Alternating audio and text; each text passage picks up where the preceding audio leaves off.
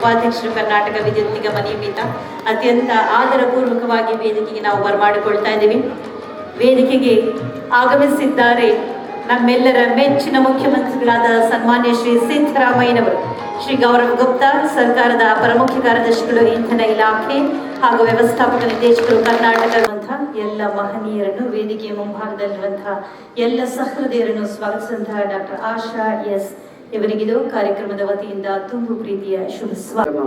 ಇಂದು 56ನೇ ಸಂಸ್ಥಾಪನಾ ದಿನಾಚರಣೆಯನ್ನು ಆಚರಿಸುತ್ತಿರುವ ಈ ಶುಭ ಸಂದರ್ಭದಲ್ಲಿ ತಮ್ಮೆಲ್ಲರಿಗೂ ಹೃದಯಪೂರ್ವಕ ಸ್ವಾಗತಿಸಿಕೊಳ್ಳುತ್ತೇವೆ.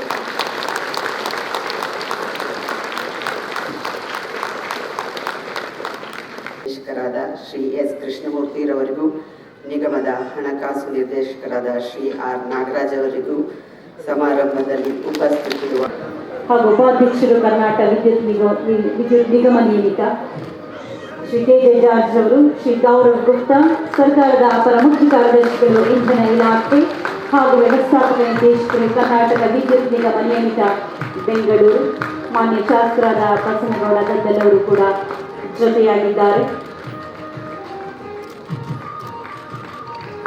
ಹಾಗೆ ಶ್ರೀ ಆರ್ ನಾಗರಾಜ್ ಹಣಕಾಸು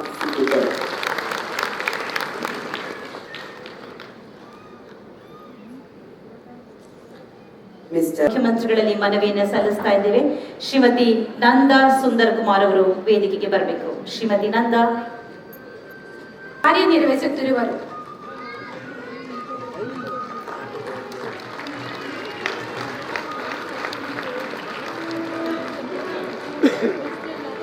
ಮುಂದಿನ ತಯಾರಿ ಪಾರ್ವತಿ ಎಂ.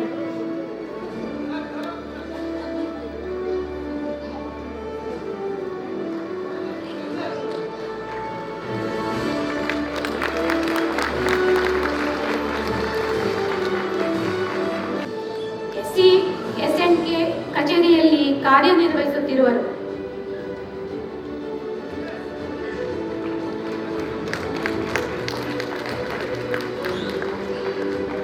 ಮುಂದಿನ ತಯಾರಿ ಅನಿತಾ ಆರ್ಕೆ ಕಚೇರಿಯಲ್ಲಿ ಕಾರ್ಯನಿರ್ವಹಿಸುತ್ತಿರುವರು.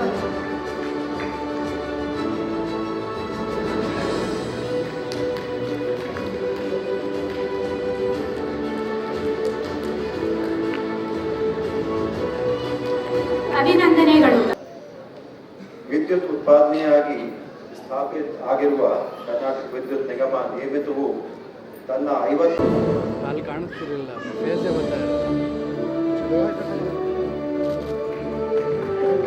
ಧನ್ಯವಾದಗಳು ಸರ್.